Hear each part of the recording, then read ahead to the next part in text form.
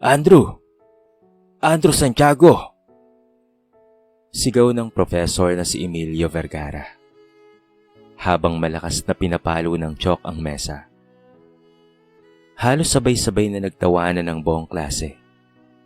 Sa bandang gitna ng silid, naroon si Andrew, nakasubsob ang ulo na nakatiklop sa braso.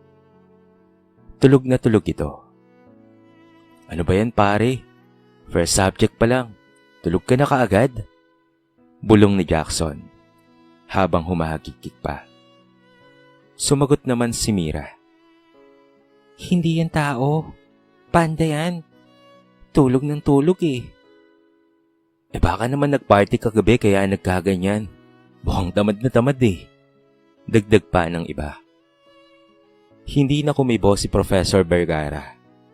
Ngunit makikita sa kanyang mukha ang pagsisimula ng inis. Isa siyang guro na kilala sa pagiging istrikto. At walang sinabi sa kanya ang mga taong hindi seryoso sa klase. Mr. Santiago, sabi niya, nang may diin sa bawat salita. Kung ayaw mong matuto, huwag mong idadamay ang klase ko ha. Unti-unting iminulat ni Andrew ang mga mata. Mabigat, namumugto. Para bang kulang ang isang linggong tulog. Nagangat siya ng ulo at tumayo. Nakayuko at pagkatapos ay nagsalita. Pasensya na po sir, mahina niyang sabi. Tumawa ulit ang ilang mga kaklase. Si Jackson ay nagkunwaring nagngangawa. Kinagaya ang tono ni Andrew. Sir, pasensya na po. Aniya na may paawa-awang boses habang nakakatawa ang itsura. Napahagalpak ang ilan. Sa likod ay tahimik lamang si Elira Montes. Matagal na niyang napapansin ang kakaiba kay Andrew. Hindi ito magulo, hindi palaway, hindi rin sipsip. Pero bakit nga ba laging pagod? Kaya naman sa isip niya ay meron itong dahilan. Hindi naman siguro tamad ang binatang ito. Habang nagpapatuloy ang klase, pilit na nilalabanan ni Andrew ang antok. Paulit-ulit niyang pinipisil ang kanyang palad. Pinapagalaw ang kanyang paa. Pero maya-maya'y nakayuko na naman siya. Hindi nagtagal, bumigay ulit ang kanyang talukap. Muling natawa ang ilan. Hindi na talaga nadala, sabi ni Mira. Pustahan babagsakin sa finals oh. Hindi makapagtanong si Andrew. Hindi makapag-recite. Minsan, kahit sinusubukan niyang sumagot, hindi siya pinapansin dahil inaakalang mali ang kanyang sasabihin. Para bang nakatatak na sa isipan ng marami ang imahe niya bilang binatang walang pakialam. Sa tuwing dismissal, mabilis siyang nag-iimpake ng kanyang mga gamit. Ayaw niyang nagtatagal sa loob ng campus dahil minsan, sinusundan pa siya ng tukso. Uy Andrew, gusto mo ba ng uhunan? Baka mas komportable kang matulog pag ganyan. Sigaw ng isa. Ngunit sa kabila ng lahat, hindi siya bumabalik, hindi siya nagagalit, hindi rin siya lumalaban. Nakatungo lamang siya at nananahimik. Kinabukasan, nag-announce si Professor Vergara sa klase. 1 week from now, final examinations na. I expect full preparation. Agad na nagkomento ang isang estudyante. Sir, si Andrew po ay ready na. Matutulog na daw siya mula ngayon. Natawa ulit ang buong klase. Pero sa likod ng halakhak, may isang bagay na hindi nila napapansin. Ang bagyang panginginig ng kamay ni Andrew. Ang bigat sa kanyang paghinga at ang titig na puno ng pag-aalala. Nang pauwi na siya, dahan-dahan siyang humakbang papalabas ng gate ng universidad. Habang papalayo, pabulong niyang sinabi, konting tiis pa. At sa gabing iyon, wala ni isa sa mga kaklase niyang nakakaalam na ang binatang tinatawanan nila ay hindi diretsong uuwi para magpahinga, kung hindi upang magsimula pa lamang sa totoong trabaho niya. Muli kinabukasan, gaya ng nakasanayan, hingal na hingal na dumating si Andrew sa pasilyo. Basang-basa ang likod ng kanyang kulay gray na uniforme. at tila sasabog ang dibdib niya sa kapipilit na tumakbo. Habang naglalakad, naramdaman niyang humapdi ang mga daliri dahil sa bigat ng mga bagay na binuhat niya ng madaling araw. Pagpasok niya sa classroom, agad siyang binati ng paghagikik ng mga kaklase. "Hoy ano, yung walking zombie," biro ni Jackson. "Teka, may eyebags pa ba siyang natitira? Parang lumulubog na yung mata eh." Dagdag naman ng isa pa. Pinilit ni Andrew ang pilit ng ngiti. "Good morning," mahina niyang sabi, na halatang naantok. "Morning daw," sagot ng ilan sabay tawa. Naupo siya sa may mas maliwanag na bahagi ng room. Hindi niya ito trip, pero kailangan niya para hindi ka agad antukin. Sa abot ng makakaya niya, nakikinig siya sa lecture. Pero mapapansin ng kahit sinong tumatabi sa kanya ang panginginig ng kanyang tuhod, ang madalas na paghinga ng malalim, at ang pilit na pagfo-focus ng kanyang mga mata. Hindi pa man umaabot sa kalagitnaan ng klase, ay napayuko na kaagad siya. Tila may bigat na nakabitin sa kanyang mga talukap. Hindi namamalayan, unti-unti na namang bumabagsak ang ulo niya sa desk at natutulog na naman siya. Instantly, may kumuhang cellphone, si Mira. "Guys, tignan niyo," aniya habang kinukulan ng selfie kasama si Andrew na natutulog sa tabi. Nagkalat ito kaagad sa GC at meron pang caption na "Mr. Siesta strikes again." Habang tumatawa ang iba, nakatingin lamang si Elira. May halong inis. "Hindi ba nila nakikita? Hindi normal ang pagod na ganyan."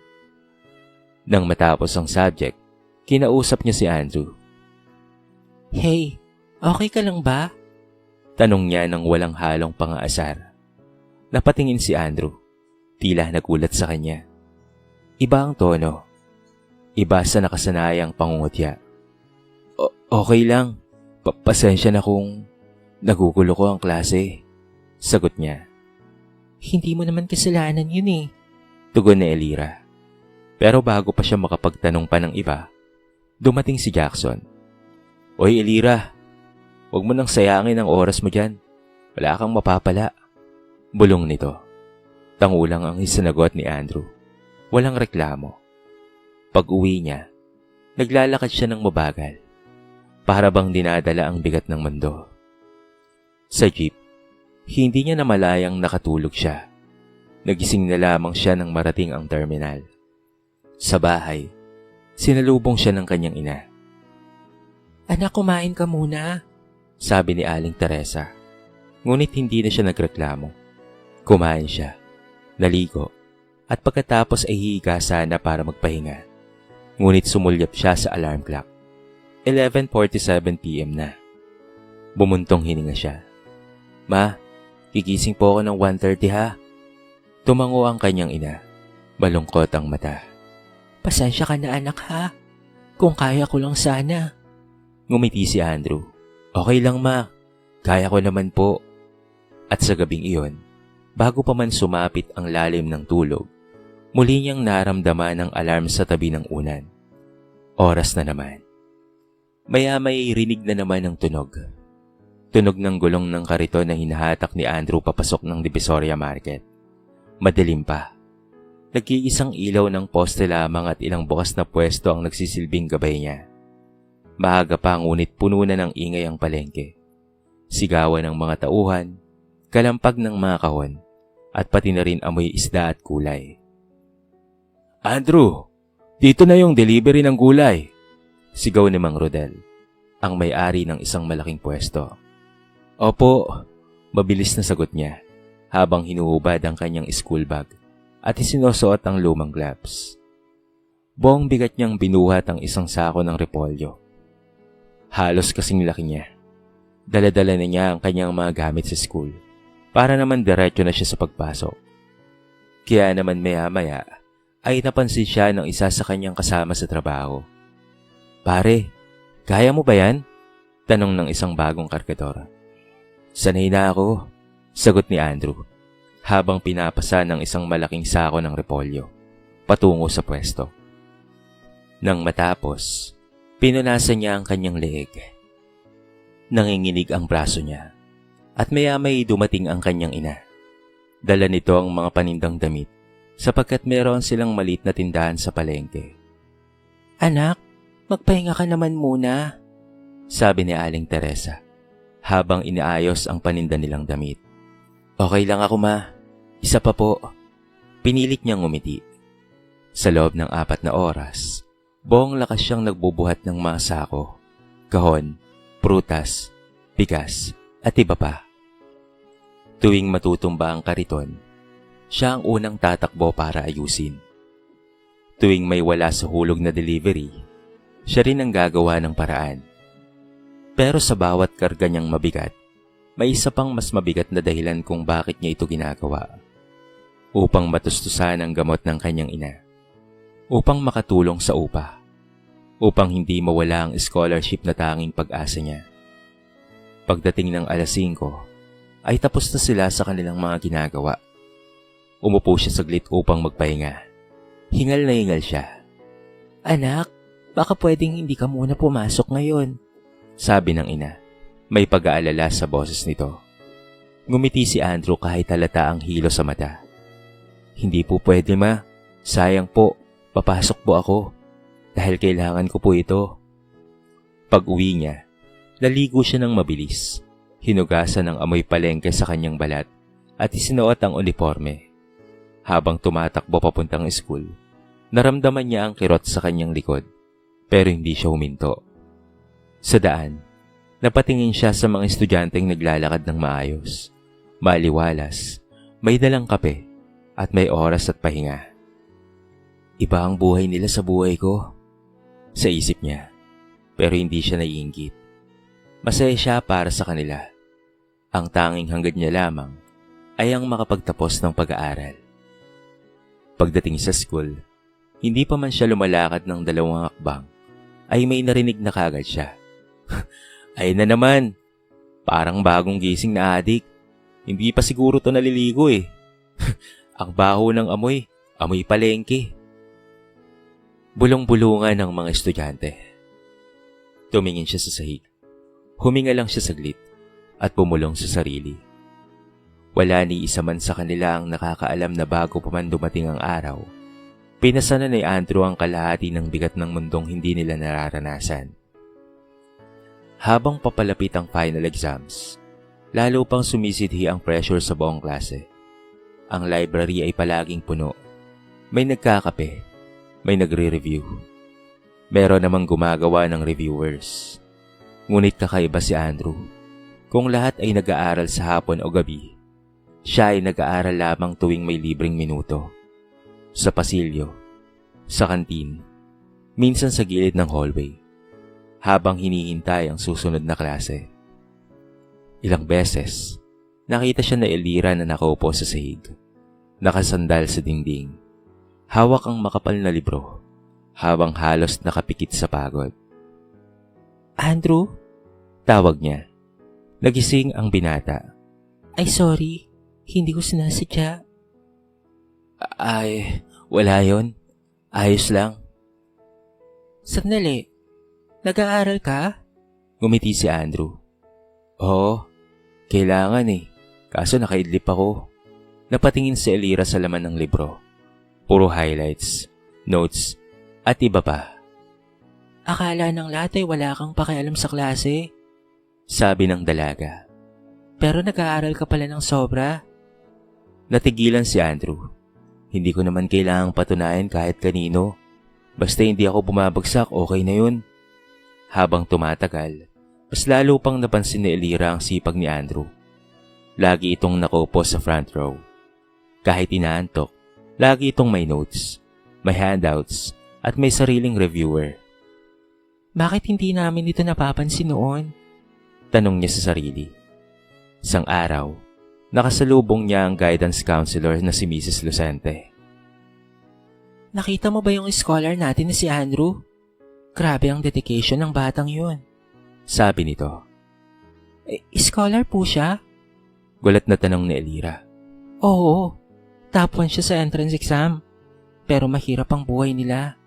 Kaya nagpa-part-time siya. Nanlaki ang mga mata ni Elira. Ganun po ba? Kinabukasan, napaisip si Elira habang nakatingin kay Andrew na tulog na naman sa klase.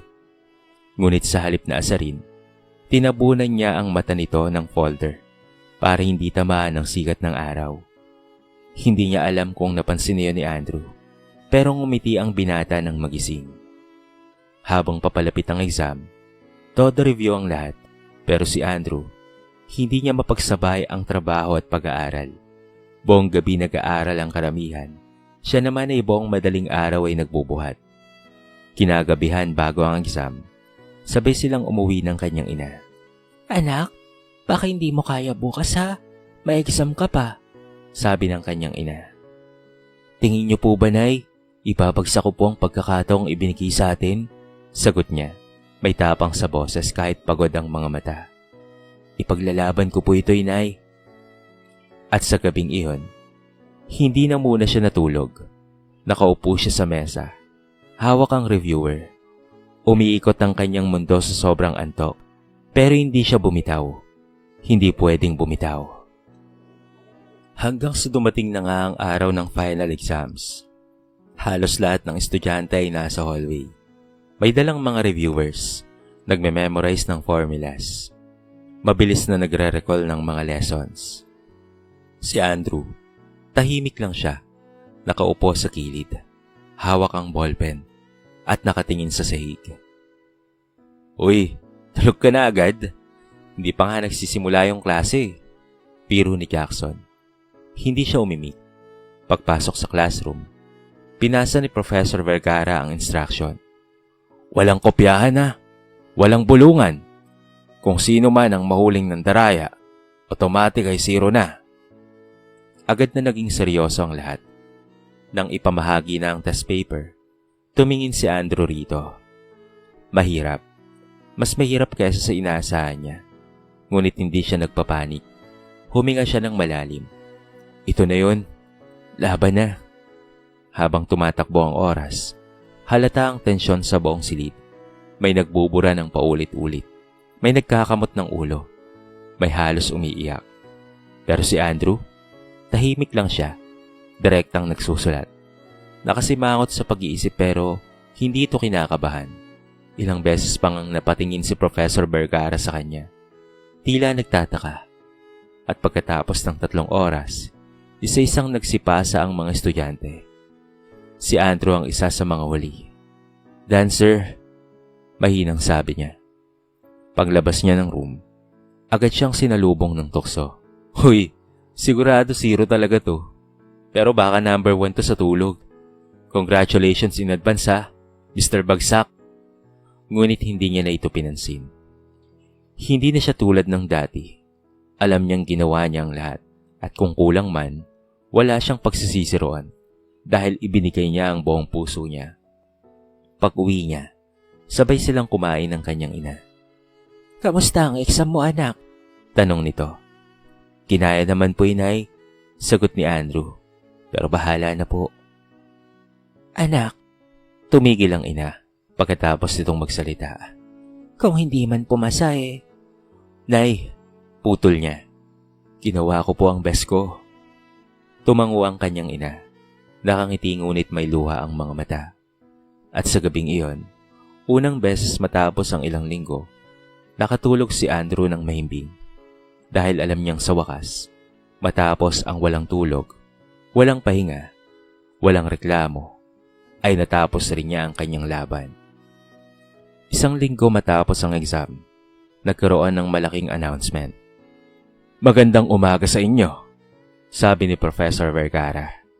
Ilalabas ko na ang result ng exam ngayon. Nag-ingay ang buong klase. Excited na ako. Makakabawi kaya ako? Sabi ng mga estudyante. Ngunit may isang tao lamang na hindi nagsalita. Ito ay walang iba kung hindi si Andrew. Tahimik lang siyang nakaupo. Parang may kaba sa kanyang dibdib. Isa-isang binasa ng propesora ang mga score. Montes, nakakuha ng 93. Reyes, 81. Cabalfin, 84. At sa wakas, nakita ko na ang high score. 99. Walang iba kung hindi si Andrew Santiago. Natahimik ang buong klase. Parang may humigop ng hangin. Halos sabay-sabay ang bulong. Si Andrew? Imposible naman siguro yun. Paano nangyari yun? Hindi makapaniwala si Jackson at ang marami. Hindi pwede. Laging tulog sa klase yan. Sir, sure po ba kayo? Tanong niya. Halatang natataranta. Oo naman. 3 beses kitong tsinek at hindi ako maaaring magkamali. Sagot ng propesor. Sa totoo lang, pati ako ay nagulat. Pero hindi ito tsamba. Talagang score niya ito. Napatingin siya kay Andrew. Mr. Santiago, hindi mo lang kami sinurpresa kung hindi pinahiya mo kami dahil iusgahan ka namin. Pinanood ng buong klase si Andrew. Nakayuko lang. Kinakalikot ang ballpen at halatang nahihiya. Hindi siya nagmayabang. Kinabukasan, may ilang mga estudyante na namimili sa Divisoria. Nakakita sila ng isang pamilyar na muka. Si Andrew, pawisan, nangingitim ang braso at nagbubuhat ng mabibigat na sako. Natigil sila. Teka, si Andrew ba yan? Anong ginagawa niya dito? Lumapit sila kay Andrew. At maya-may si Alira ay nagtanong. Andrew? Tanong ni Alira. Nagulat ang binata. Hi. Doon nila nakita ang ina niyang may saklay. May iniindang sakit. At ang daming kahirapang pilit na itinatago. Ganito araw-araw ang ginagawa mo, Andrew? Tanong ni Jackson. Gulat na gulat pero mahina ang boses. Oo, sagot naman ni Andrew. Para makapasok ako, para magkaroon ako ng pambaon, at para matulungan ko si nanay. Nang sa gayon ay makapagtapos ako ng pag-aaral ko at hindi na kami maghirap pa. Hindi nakasagot ang mga kaklase niya. Halos maiyak si Mira. OMG, mali pala kami nang iniisip sa'yo. At noon, tuluyan nang nagbago ang tingin nila kay Andrew. Hindi siya tamad, hindi siya walang pakialam, at hindi siya pasaway. Isa siyang mandirigma. Mandirigmang lumalaban ng tahimik at gumagawa ng patas. Pagbalik nila sa campus, iba na ang tingin ng lahat kay Andrew. Sa corridor pa lang, huminto si Jackson sa harap niya. Pare sorry ah. Mahina niyang sabi. Sorry sa lahat ng pang-iinsulto ko sa'yo. Tumango si Andrew. Walang problema doon, Jackson. Okay lang yun. Saka hindi mo naman kasi alam. Lumapit din si Mira. Sorry, Andrew. Naging judgmental kami. Sana mapatawad mo kami. Ngumiti si Andrew.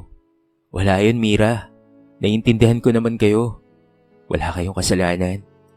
Lumapit si Professor Vergara at tumapik sa balikat niya. Ipinagmamalaki kita, iho. Hindi ko alam ang pinagdaraanan mo. Pero salamat sa pagpapatunay nito, ha. Napakagaling mo. Hinahangaan kita. Sa unang pagkakataon, hindi siya tinawanan ng klase. Bagkus pinalakpakan pa siya. Humanga ang lahat sa kanyang galing. Humanga ang lahat sa kanyang sipag. At nare-respeto siya ngayon ng marami. Sa mga sumunod na araw, naging mas bukas siya sa ibang tao. Hindi pa rin siya palasalita. Ngunit hindi na rin siya nag-iisa. At higit sa lahat, unti-unti siyang nagkaroon ng mga kaibigan. Una si Elira, at dumami ng dumami. Isang hapon, sabay silang naglalakad pa uwi.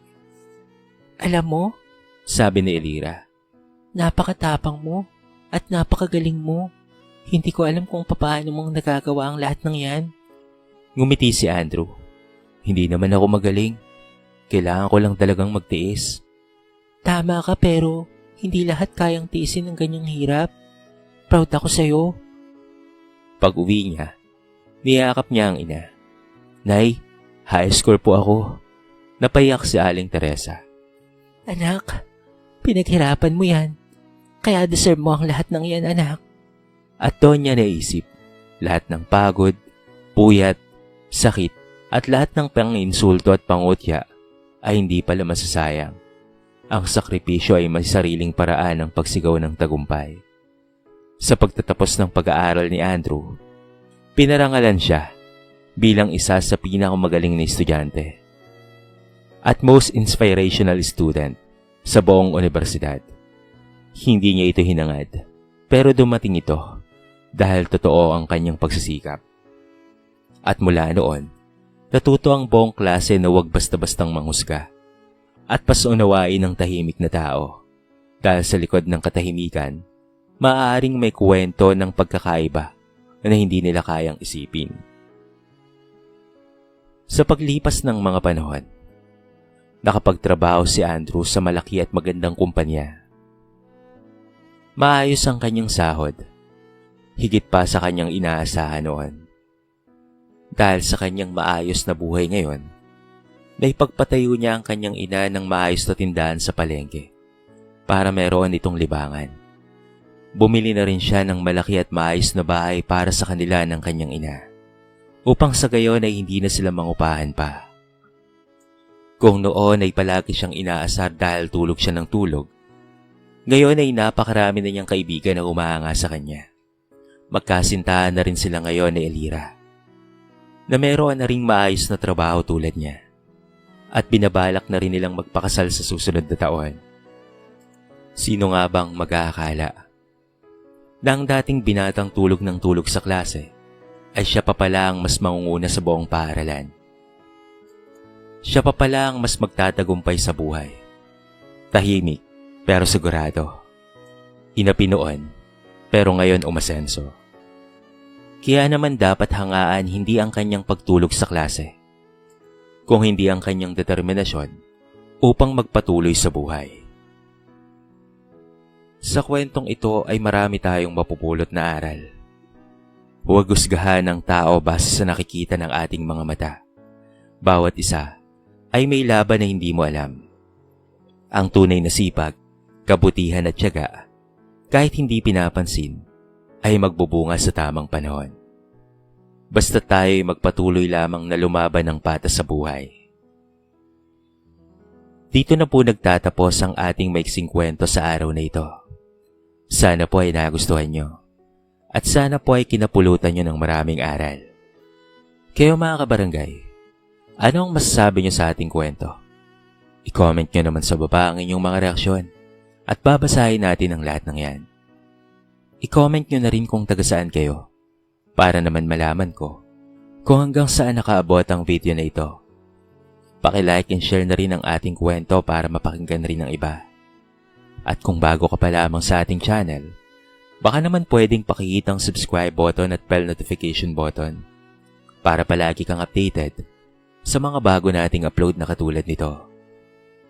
So paano mga kabarangay? Hanggang sa muli, thank you so much and peace out.